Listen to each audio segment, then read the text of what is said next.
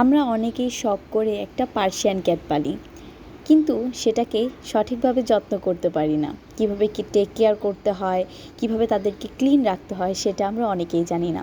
বা যে কোনো বিড়ালই হোক না কেন, দেশি বিড়ালও বলা যেতে পারে, তো সঠিকভাবে ওদেরকে ক্লিন করতে জানি না। আর আমরা যারা সাদা পার্সিয়ান বা সাদা ক্যাট পালি, তাদের চোখে এই রকমের ময়লা জমে যায়। মানে এটা হচ্ছে চোখের পানি থেকে ভিজে ভিজে এরকম হয়ে যায়, একটু কালো কালো হয়ে যায়। আমার ঘরে যেহেতু নুরু আছে, ওর বডির কালার হচ্ছে জিঞ্জার কালার, তো ওর চোখ থেকেও পানি পড়ে। তো ওর চোখ থেকে যে পড়ে না তেমন কিছুও না, ওর চোখ থেকেও পড়ে, কিন্তু ওরটা হয় কি মানে দেখা যায় না। কিন্তু ও সাদা, জাহান যেহেতু সাদা রঙের, তো ওর চোখেরটা একদম স্পষ্ট বোঝা যায়।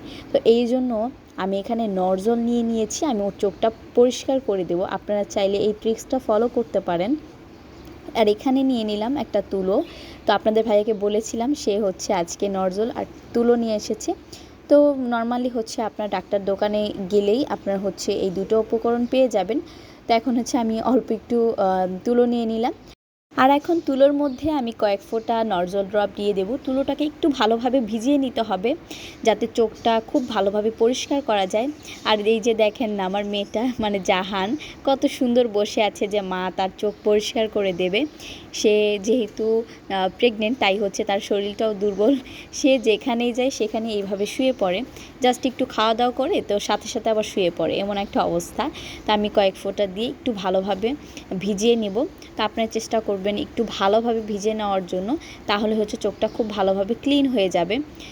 তো এই ট্রিক্সটা আমি এর আগেও সবসময় করি আর কি, যে যখনই দেখে ওর চোখটা ময়লা হয়ে যায়, তো তখনই হচ্ছে আমি ওর চোখটা খুব ভালোভাবে পরিষ্কার করে দিই। তাই আসলে চিন্তা করলাম আপনাদের সাথেও ট্রিক্সটা শেয়ার করা যায়। তো এখন হচ্ছে তাকে আমি ক্লিন করছিলাম। সবাই চেষ্টা করবেন একটু সাবধানভাবে ওদের চোখগুলো ক্লিন করার জন্য, না হলে ওরা ব্যথা পাবে। তো এই যে বসতে চাচ্ছিল না, আমি হচ্ছে একটু আস্তে আস্তে করে দিয়েছি। তা আমি যেহেতু ভিডিওটা একটু ফাস্ট মোশনে করেছি, এই জন্য হয়তো বা দেখে বোঝা যাচ্ছে যে অনেক বেশি জোরে জোরে করছে।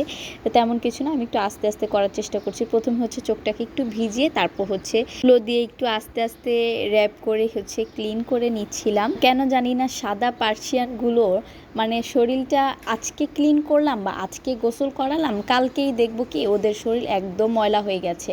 এমনই হয়, যেমন নূরকে আমি যখন গোসল করাই ওর শরীর অনেক বেশি পরিষ্কার থাকে, কিন্তু জাহানকে করানোর পরে একদিন যেতে না যেতে ওর শরীরটা কেমন জানি নোংরা হয়ে যায়। এটাই হয় আসলে। তো এখন হচ্ছে আমি ওর পুরো ফেসটা সুন্দরভাবে ক্লিন করে দিচ্ছিলাম। এই যে অলমোস্ট ওর চোখটা কিন্তু খুব ভালোভাবে পরিষ্কার করা হয়ে গেছে।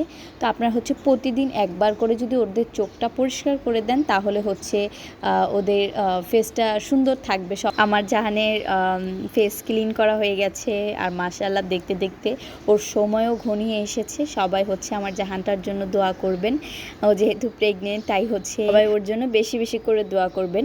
তো ওর ডেট আর বেশি দিন নেই, কিছুদিনের মধ্যে হয়ে যাবে ইনশাল্লাহ।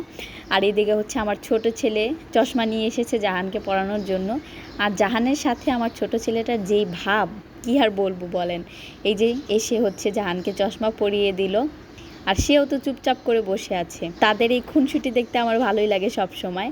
আর জাহানকে এইভাবে ধরে টরে সে হচ্ছে খুব আনন্দ পায়, এক কথায় বলতে গেলে। আর এই তো আজকের ভিডিওটা এই পর্যন্তই। আর আমার হেল্পফুল এই ভিডিওটা কেমন লেগেছে তা অবশ্যই কমেন্ট করে জানাতে ভুলবেন না। আল্লাহ হাফেজ।